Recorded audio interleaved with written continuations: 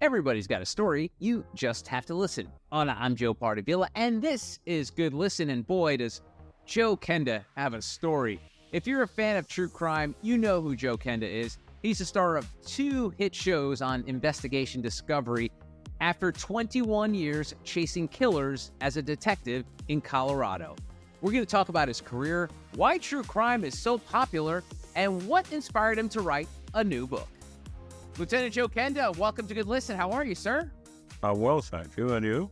I'm excellent. Thank you so much for joining me today. So I want to start with a huge question, and I apologize for coming out guns blazing, pardon the pun, and the idea of true crime.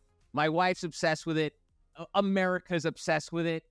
As someone who had basically their entire adult life in law enforcement, can you sort of like whittle down like why people are so in love with this genre?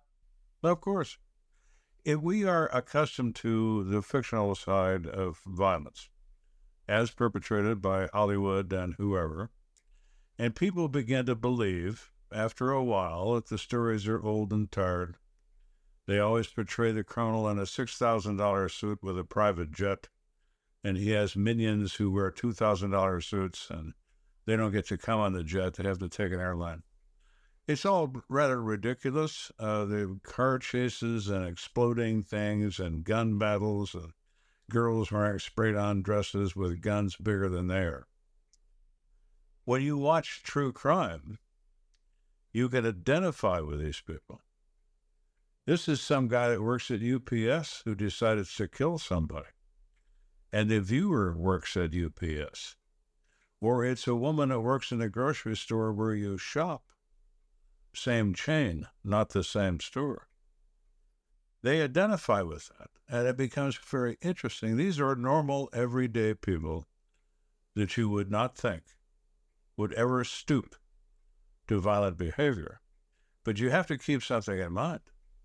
Humans are the most dangerous animal on this planet.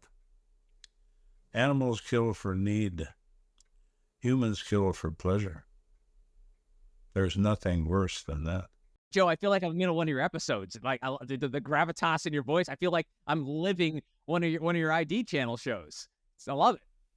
I have noticed something over the years. You always hear people say, there is good in everyone. I disagree. There are no absolutes in human behavior.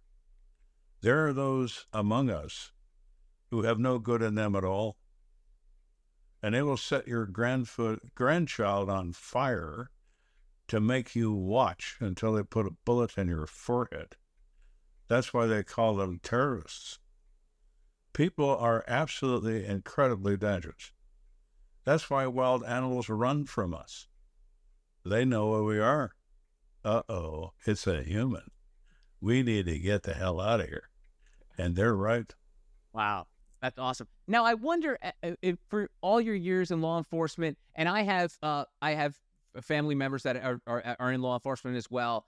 I feel like your view on life is skewed slightly to the fact that you see the worst of human beings, and you may see the worst of a certain race. So you may develop tendencies of that would some people would consider racist because you're only seeing the worst of this one. Whether it's culture. That's true, but I understand something as well. That represents 2% of the world. 98% of the world is just fine. They go to work every day, they go home, they pet the dog, they say hello to the wife, they talk to the kids, they have dinner, they watch a little TV, and they go to bed, and they get up and do it all over again. But there's 2% of those people who don't do any of that. And the easy way to describe it is this. Put a sign next to your driveway, and the sign will say, do not block this driveway, please. 98% of the world won't park there because there's a sign. 2% will, because the rules don't apply to them. They are special, and they do what they want. If you spend 100% of your time with the 2%, you begin to believe they represent society at large, and they do not. They represent that little small number of humans that you have to look out for. When I was a policeman, I never associated with policemen. We didn't have shift parties. I didn't go to the policeman's ball. Nobody knew if I was married or nothing, because I had other friends who did other things for a living. Because I wanted to know and be assured as my life proceeded of the existence of the 98%. So I'd go to parties with military people, engineer from Ford Aerospace, all kinds of different guys and girls. And my wife was a nurse in a city hospital. So I'd go to some medical parties and so on with doctors and nurses. And you arrange yourself in such a way as you spend your time around normal people. I spent enough time around abnormal people. And that was my work. And my work, I left at work. So at the end of my career, when I was overwhelmed emotionally by it, I would come home every day and my wife would say, well, how was today? What'd you do today? Would I say to her, well, I looked at an 8-month-old baby that the new boyfriend beat to death with a baseball bat because it cries too much? No, I wouldn't tell her that. I'd say I was quiet, not much happened. But after a lifetime of it, you're about ready to explode. So when I was approached by television, they approached me. Not, I didn't approach them. My wife beat me up until I agreed to call them back, which took 3 days. But anyway, she's very good at it. She has a PhD in nagging from a good school. Anyway, I discovered it was therapeutic to sit in front of a camera and say things to the camera I've never said to my wife. Wow. And it was interesting. I went to a screen test in Denver. A production company was approached by the network saying, talk to this guy, see what you think of him. So I go up there. Guy says, I'll pay you $100 to come up here and talk to a camera for 15 minutes. Now I'm a policeman. I never had any money. I didn't care about money. I still don't, But I thought $100, that's fine. You bet. So I drive up there and I sat in front of this. I was amazed at the studio and lights and cables and cameras and people and sound equipment. I'm the new guy. Never seen any of this stuff. I'm looking all around. Wow, look at it. Wow, I wonder what that does.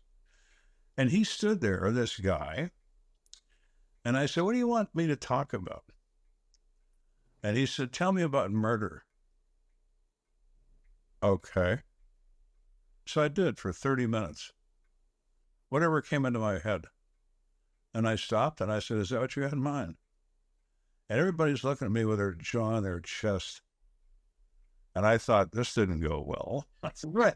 Let me ask you again. Is that what you had in mind? And they said, oh, yeah. Oh, my God, yes. And it's been off and running ever since, all over the world. That's so cool. And a question about that, because my wife and I were talking about this, because I'll sometimes pop into the living room when she's watching it. I've noticed, and I'm not sure if you were involved with this, the actor who plays Joe Kenda in the reenactments is a very, very handsome, debonair man. No, and no disrespect to you, sir. You're quite handsome in your own right. But did you have any say in who your actor was going to be in these scenes? Because that guy, he looks like a movie star, and you're Joe Kenda. So did you have any say, like, hey, make sure you got a good-looking guy playing me? No, I had nothing to do with that. The director there's a book in Hollywood, like an MLS book. Yeah. It has pictures of men and women, front and side view, of actors and members of the Screen Actors Guild. They asked my wife to send them a picture of me at 43 years of age. So I did that. I sent them a picture of me when I was 43. That guy took that picture and thumbed through that book and selected Carl Marino to play the part of me. Nobody in my family thinks he looks anything like me, and I don't think he does either. And I thought, I wonder why they picked that guy. I have no idea why they did that, and I had nothing to do with it. So he is that guy for the series Homicide. Wow. He has moved on because he's aged out, of course. So now that I have a new show, and I'm looking at other people's cases and commenting on them, because I had run out of bullets, my own cases. I called it, I stopped it myself in season 9. I called the network and I said, hey, I'm out of bullets. What I have remaining are inappropriate for a television audience. There either is no story. We came, we saw, we arrested. That's referred to in the trade as a grounder. Guy, the shooter hits the ground ball to the shortstop, they throw him out at first. It's a paperwork exercise. He's gone to jail, period, the end. The other cases I had were too disgusting for a general television audience, or they had a reprehensible victim. Always a concern in court when the jury wants to dig up the victim so they can kill him again. We don't want to present that kind of a case. Now, that person, being reprehensible or not, no one is entitled to play God. And we will work those cases just as hard as any other. Someone has taken a life, and that's against the rules. But in terms of entertainment value, it's just not there. So I said, well, we're done. Thanks for the money. I hung up. 15 minutes, the phone rings. It's the president of the company, and he says, Joe, we're like the Corleones. The only way out of this for you is death. We're coming up with a new series idea. That's all right. So that's what we're doing now. Wow. That's so cool. A lot of things become truisms because people say it enough times, and there could be data behind it. But, automatically, if you see a couple and the woman goes missing, the stat, 9 out of 10 times it's the husband. 99% of the time it's the husband. As a police officer, was that your automatic gut reaction too? Or is this just us because we're desensitized from watching true crime and fiction that, it's always the husband? It's never always anybody.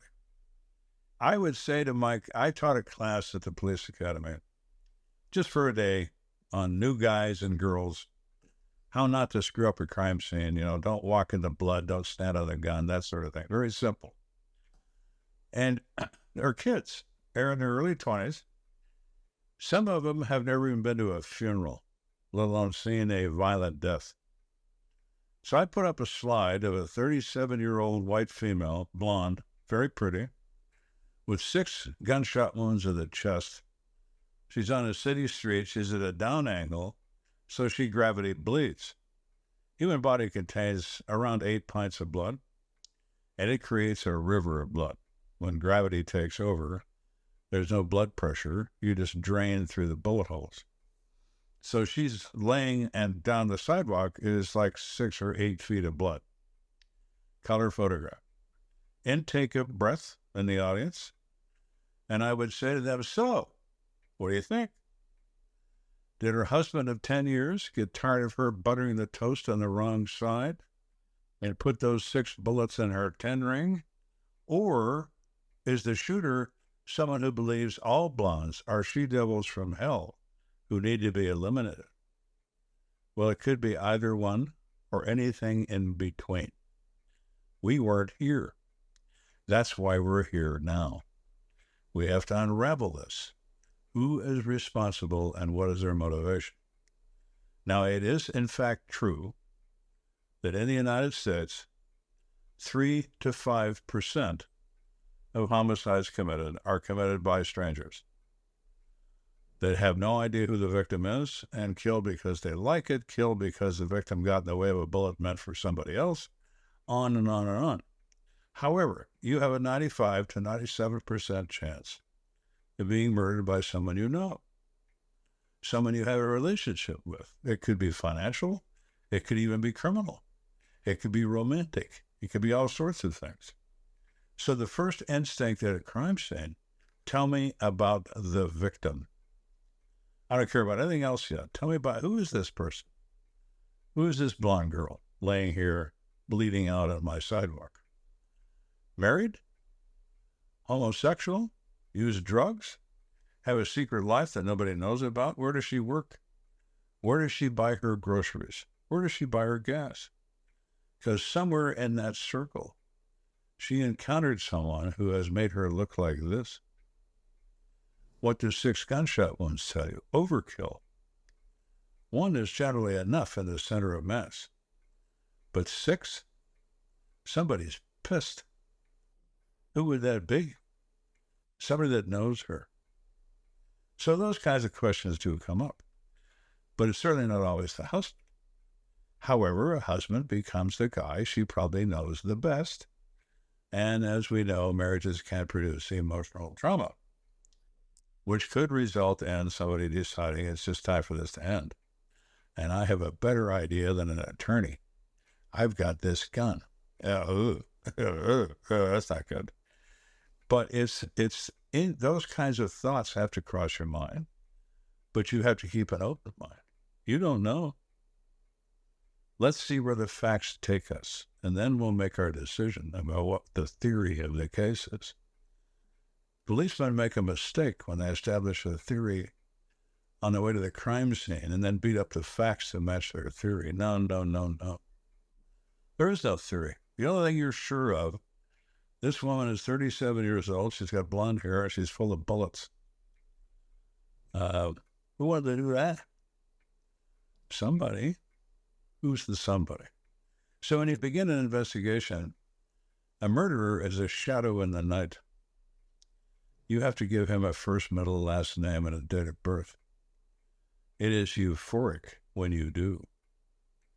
I had 387 homicides. I cleared 356 by arrest and conviction. I'm 31 unsolved. My clearance rate's 92%. It's a national record. Still stands. In 2024, the average clearance rate, U.S.-wide, is 53.4%. A little higher than that. A little bit. And so if I was a football team and I was 356 and 31, I'd be a dynasty. Or I'm just a dumb shit who doesn't know killed 31 people. Like, you can make numbers say anything you want. Yeah. You mentioned that 31 people, and I've seen enough movies where the grizzled old cop is up at night and can't sleep because he has these missing cases. You obviously know the number off the top of your head. Without getting into the psychosis of it, and the impact it has onto you, why do you think those 31 went unsolved? And I know obviously there are probably 31 different cases and differences are all abound, but why do you think those went unsolved, especially considering your hit rate on the other 300 plus? That's a good question, because I don't know the answer to that. If I knew, they wouldn't be unsolved. Okay. There are a lot of times in those cases, 17 of those cases, I know who did it, I can't prove it. In a modern court, it's not proof beyond a reasonable doubt. It's proof beyond any doubt. Juries don't like to make decisions. They want to be able to tell their friends, well, I found him guilty because, man, what else could I do? They had a ton of evidence, and it's always push it off. I didn't decide to kill him, execute him. I didn't decide to put him in prison forever. No, the facts did. I just was an innocent witness to it all. That's human nature. Nobody wants to take responsibility for anything, including that. So when you take it to court now, in the 31 cases, I'm down to 28. Advances in DNA have solved 3 of them after I retired. Okay, because DNA is a science and it evolves. When it began, I needed a microliter of your body fluid to identify you in 1987. In the modern day, touch your desk and I'll tell you who you are from the amino acid in your fingerprint that you left on the desk. It's a remarkable turn of events. It sure is. And one of the things that's commonly heard in my living room when my wife is watching these shows is, going back to the, the spouses killing each other or partners killing each other. My wife always shouts this, and I'm sure you get this all the time. Why didn't they just get a divorce? Wouldn't that be easier than murder? So my question to you as a police officer investigating this, did you ever just ask, dude or ma'am, wouldn't it have been easier just to you forget a lawyer? Like, has that ever come up in your conversations with these suspects? Never. Really? Yeah, the thing that amuses me about the coverage of murder cases in real life, the press is consumed by the motive. Police are searching for a motive. No, they're not. They don't give a shit about a motive. We're in the who, what, where, when, and how business. The why question only matters if it leads me to who. Once I know who, I no longer care about why. And it is any other policeman worth his salt. The why doesn't make any difference. People's emotion overcomes their judgment. And they make terrible decisions. And they lie because that's what they've been doing since they were 4 years old. Parents unknowingly teach a kid to lie. They do. Let's say your kid is standing in front of the cookie jar in the kitchen. The lid's off the jar. Mom says, "Did you eat a cookie?" The kid says, "Well, I remember being in the kitchen, Mom, and I was standing next to the cookie jar, and I seem to recall the lid was off the jar. And there could have been a moment when I had a cookie in my hand. But take a bite out of it? Oh, not me, Mom. Not me. I didn't take a cookie." Now, Mom knows better, right? But Mom thinks it's unimportant. Well, all right. What's that tell the kid? Lying works. Yeah. Lying works. Now he's 40 years old. He's sitting in an interrogation room with me. And he's telling me the same story. Take a bite of the cookie? No, I didn't do that. Really? Really? And so it's pathetic. It is pathetic when people lie. People are enormously predictable, and nobody thinks that. Everybody believes they're a genius. Everybody believes they're Professor Moriarty. But in reality, they're the creature from the Black Lagoon. They're operating on pure hate or pure jealousy or pure rage, and they don't even remember what they did, let alone how they did it. But they're going to come up with a story that makes them appear to be as innocent as the driven snow. And it never works. And if I didn't have a case, you wouldn't be sitting there in the first place. Confessions are extremely rare. They are. People might make an incriminating statement once in a while, something you could make them eat, and some lie that they told you during the interrogation. But for the most part, it doesn't matter what they say, because I can already prove it's them. I want to give them the opportunity to come forward and tell me the truth, which I never, ever heard. The truth is very elusive. When you're standing on somebody's tail and they don't like it, all they want to do is lie their ass off, because that's all they know how to do. And it's interesting. I mean, you tell somebody, I would do this in interrogation and say, well, why don't you tell me what happened? And he's got a story that he's been thinking up for 8 or 10 days, knowing you're finally going to be arresting him. So he goes through his spiel. I said this to a guy once. I said, so that's what happened. Yes. And you're sure about that? Yes. You didn't leave anything out? No, I didn't leave anything out. Okay. I said, let me tell you something. You know what I do all day? I listen to stories. People tell me reasons for me to believe they're innocent. That's what I do. Sometimes 12 hours a day. And I got to be honest with you. I feel sorry for you. You've had, 8, 10 days to think this up? And this is the best you can do. This has got to be, if it's not the worst story I ever heard, it's in the top 5. Maybe you ought to rethink this. What do you think? And it gets to that point. Joe, you seem to be good with stats. How many confessions did you get during your career? The number sounds like it must be low, that you actually got confessions in the room. 8. 8? Wow. Yeah. Why do you think those 8 confessed? Because I rattled their cage. I rattled it enough to where they got really frightened. I'll give you an example. Guy kills his girlfriend. She's a missing person. He reports her as missing.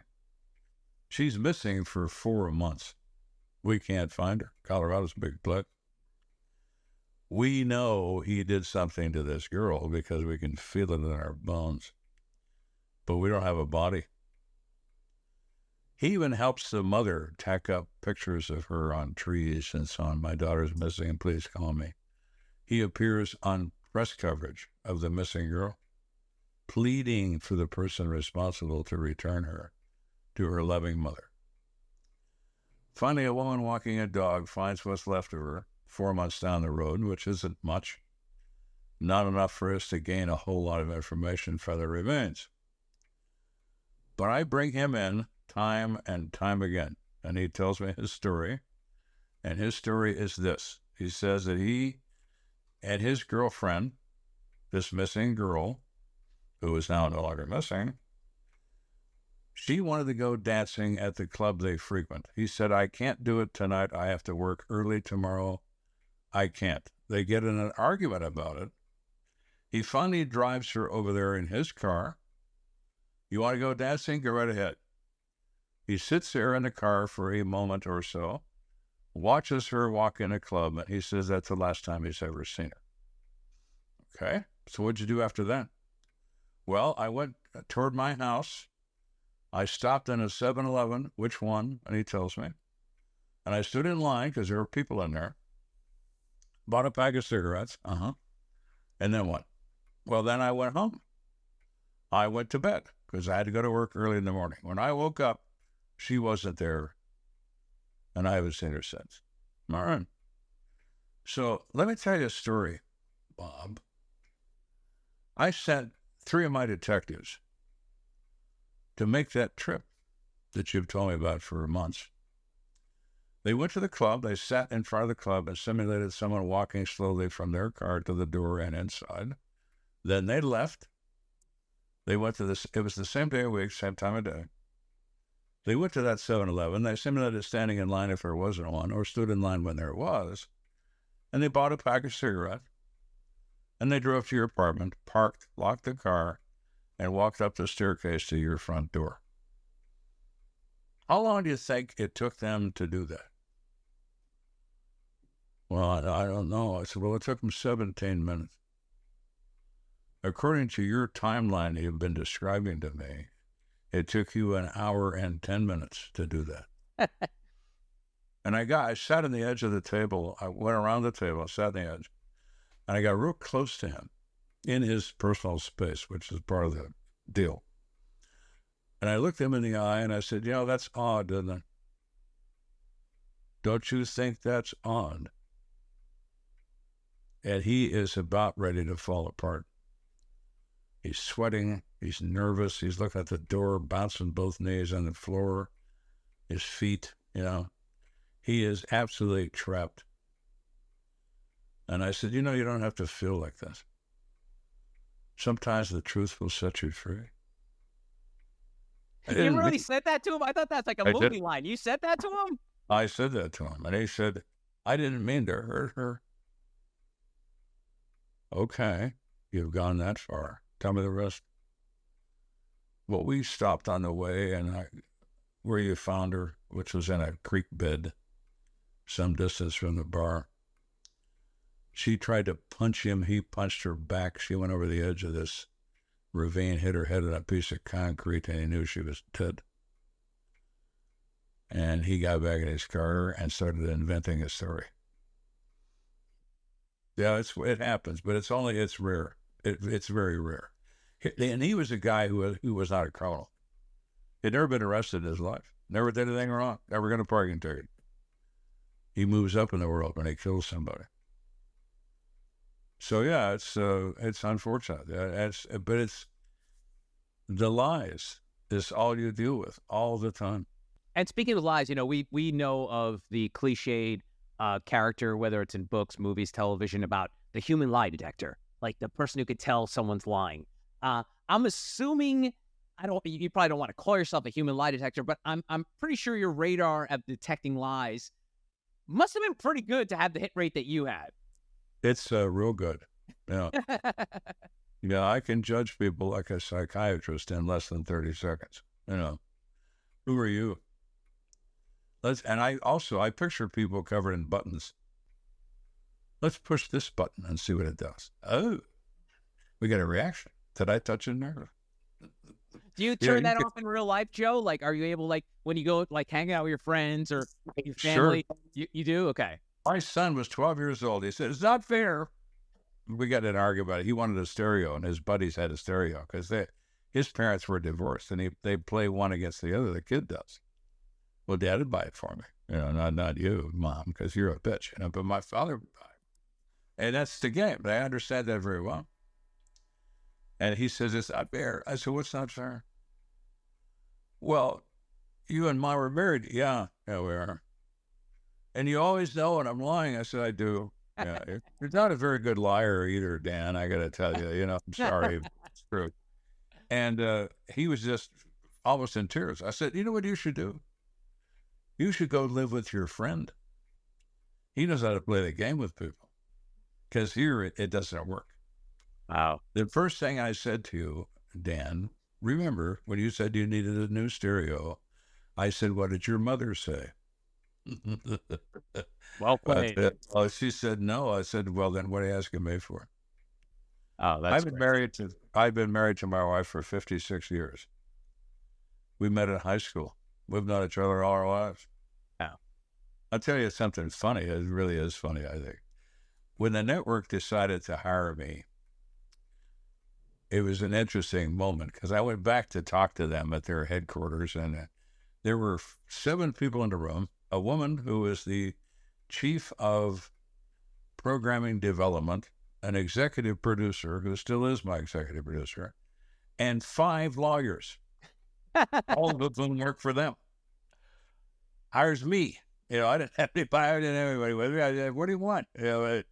So this girl stands up, young girl, and very confrontively says, "My name is so-and-so, and I'm an attorney." Like I'm supposed to drop dead or something, And I looked at her, I said, "Oh, your mother doesn't know, does she?" She turned absolutely beat red and sat back down. The woman that was sitting there, this program manager, put her hand over her face because she was laughing. And I said, I can make this meeting short because I have other things to do. So here's the deal. You want to know what murder's like? Come with me and I'll show you. You want some Hollywood crap that you guys been making for 30 years? You're talking to the wrong guy. Now, if you excuse me, I promised my wife I'd take her to lunch. So I'll see you. And I got to walk down. I didn't make it to the elevator. Ha. Could you come back in here? Why? I want to talk to you some more. So anyway, that's all that happened. But it was just interesting. So once they decide, all right, we're going to do this. Okay. They sent a limousine to my house in Colorado to take us to the airport to fly to the first filming. Because I put it in my contract that my wife travels at their expense at her discretion. She goes if she wants. She doesn't go if she doesn't feel like it. They pay for it. First class air, limo, 5-star hotel, the whole deal. No one else does that, by the way. It was kind of disappointing, but it's true. So we're standing there, and here's this guy, jumps out of this thing. He's wearing a suit. He opens the left rear door, looks at my wife, and he says, "Madam." And she stood there. And I said, "Kathy, what? You're a madam. Get in." Well, she knows she's madam now. So that's that. There's no problem. Very classy. Very classy. All right, Joe, a couple of random things I want to end with here is one, as a Gen Xer, I grew up in a world of serial killers. There were almost a dime a dozen in the 70s and 80s. And now we've kind of flipped. Now we have more mass shootings than I remember when I was a little kid. But there's no serial killers that we know of. And correct me if I'm wrong here, but it just doesn't seem like we have the Ted Bundys of the world anymore. John Wayne Gacy's, any of those people.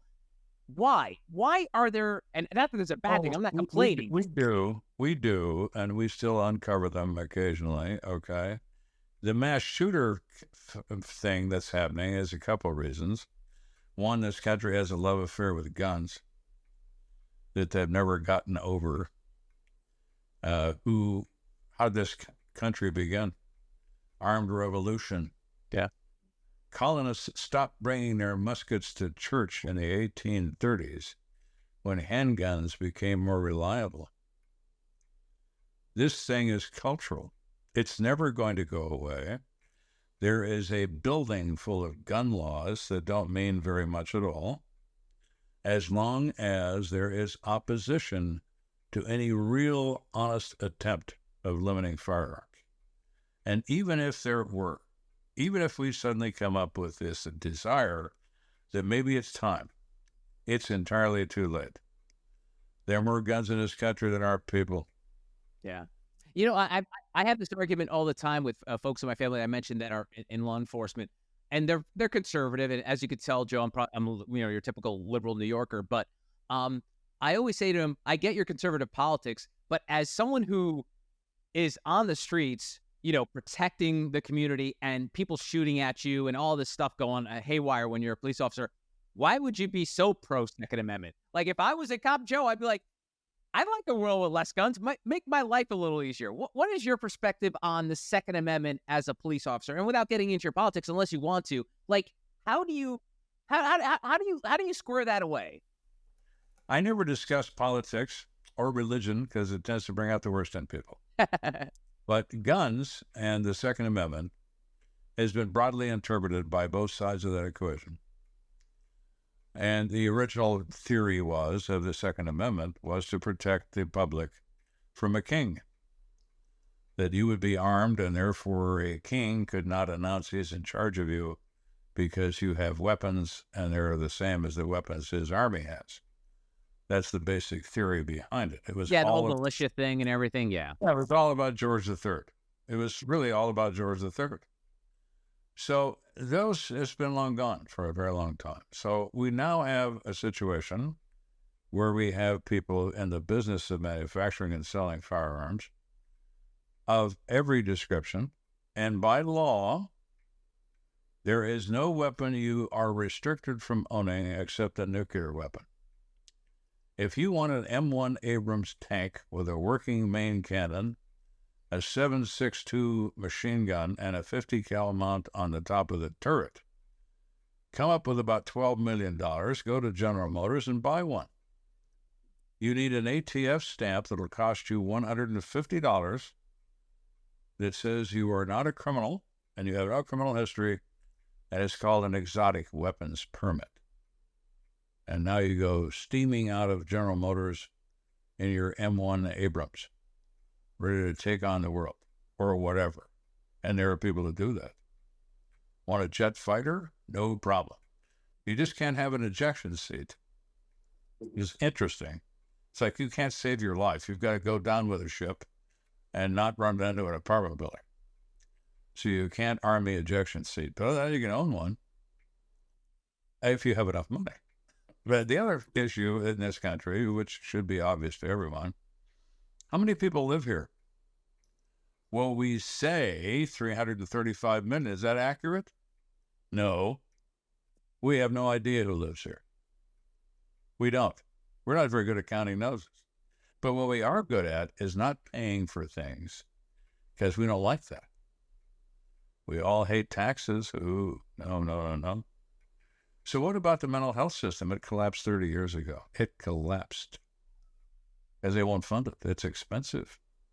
If you have a broken leg, you're going to heal in 8 weeks. How long are you going to be nuts? Nobody knows the answer to that. All right? So what do we do with these people? We make them homeless. The police pick them up when they're doing something bizarre. They take them for a 24-hour or 48-hour mental health hold. They fill them full of lithium and level them out a little bit, give them a supply of drugs, and turn them loose. What do? They sell it on the street, and 3 weeks later, they're back in the hospital again, getting a free supply of narcotics. It's how it works. It's unfortunate. It's sad. So now we have this group of crazy people wearing a football helmet, pushing a shopping cart, and announcing they're Moses in a society where a gun couldn't be easier to obtain, legally or illegally.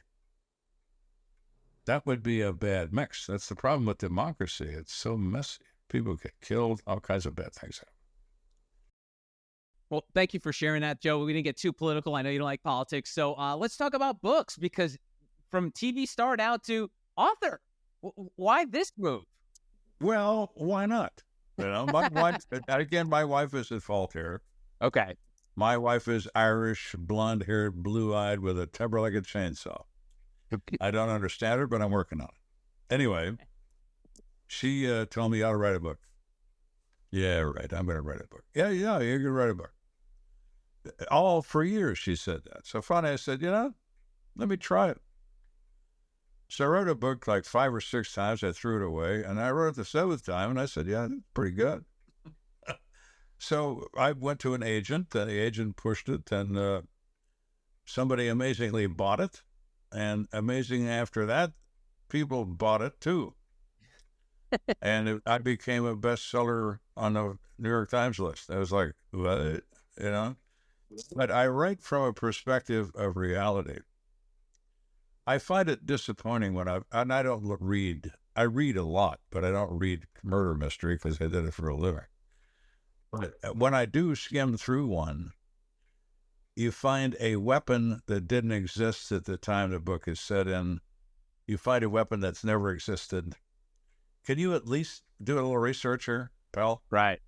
To write this book? What kind of gun is that? Has never heard of it because there's never been one.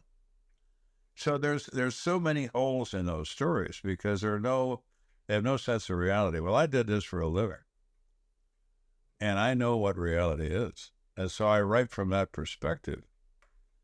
If you want somebody to draw you a picture by writing about it, then you should select someone who knows how to draw.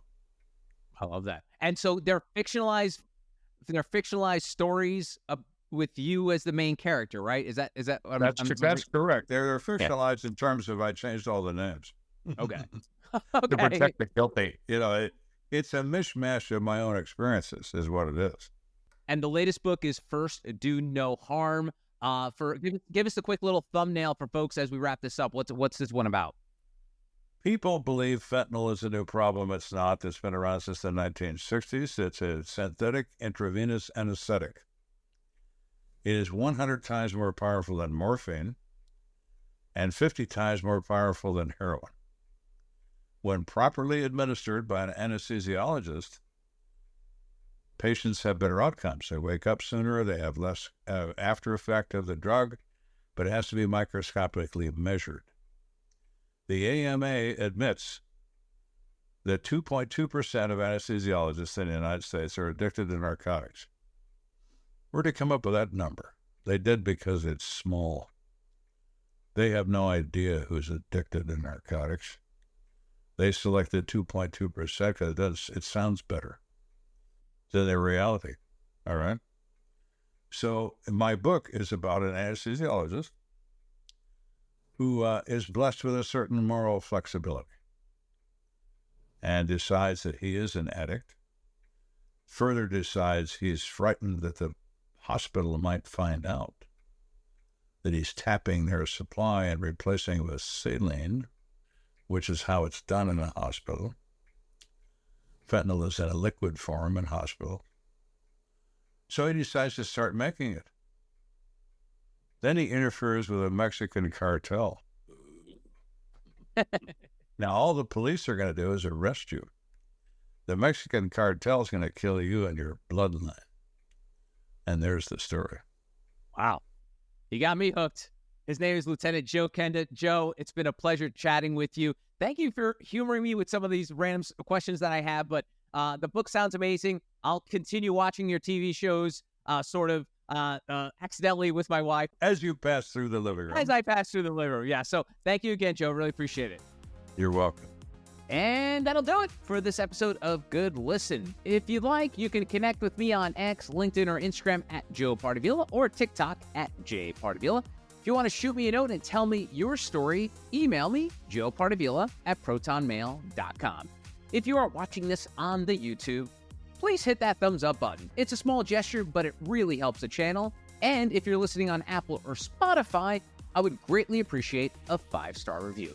Thanks for spending some time with me today. I will see you next time. Adios.